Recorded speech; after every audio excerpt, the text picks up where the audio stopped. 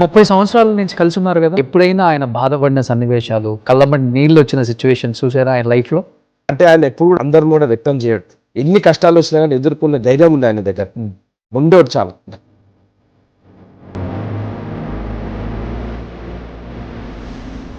కానీ రేవంత్ రెడ్డి గారి doctor నమిష engagement రోజు, ఆ రోజు జైలు నుంచి పొద్దున్న తీసుకుపోయి సాయంత్రం పోయేటప్పుడు ఆ బాధ నేను చూసిన.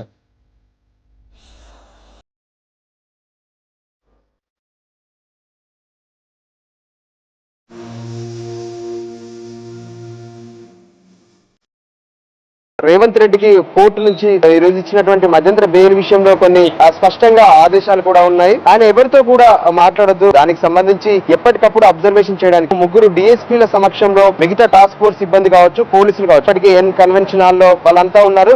ఫంక్షన్ హాల్లో మొత్తం పోలీసు వాళ్ళు కూర్చొని ఉంటే ఫ్యామిలీ భోజనం కూడా తిందామంటే కూడా తినకుండా పోయింది సార్. అంత బాధ.